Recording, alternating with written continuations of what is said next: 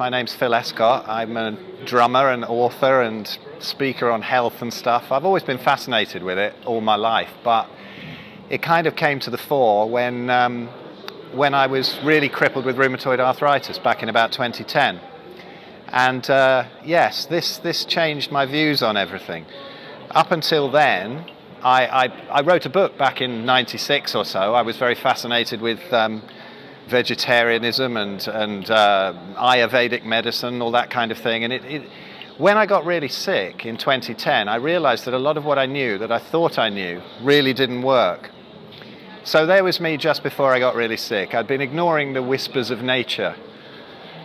I was getting fat and inflamed, and back was starting to hurt. I had liver and kidney issues, fatty liver, cysts on the liver, all kinds of stuff. And then in 2010, when really I was crippled with rheumatoid arthritis, I had to rethink everything. The first idea really was to go vegan. So there I was from the fatty on the top left, and then the veganism just kind of wasted me. It wasted me away. I was convinced it would be the way to detox, it would be the way to fire all this nastiness out of my body. And I think really detox is a bit of a misnomer these days.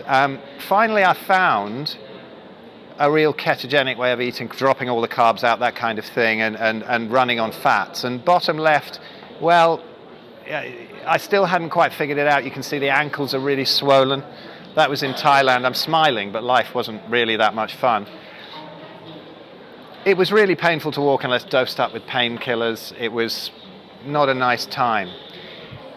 But then the pic that really disturbed me is this one here in the pool with my daughter, where you can see that left leg. It's just trash. The quad's gone, the knee's so inflamed. I was back down to 9 stone from about 16 stone, and this is, hi.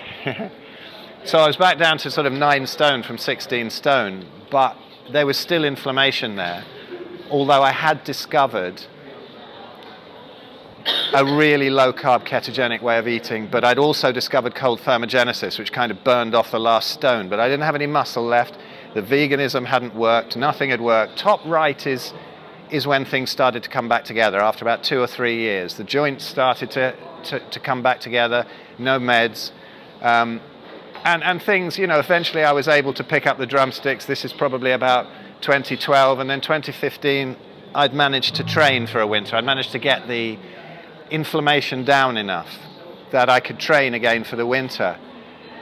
So now there's many different aspects to this healing. There's so many different. There's the emotional side, there's the environmental side, the artificial light, there's the food side. And now I wanted to actually go on this time, because there's so many misconceptions about diet. A really bit of a minority thing that I would never have come to if I hadn't been interested in it since the 70s. Now it's 100% carnivore. I eat nothing but meat and fat and fish and the occasional egg yolk, and it's astonishing.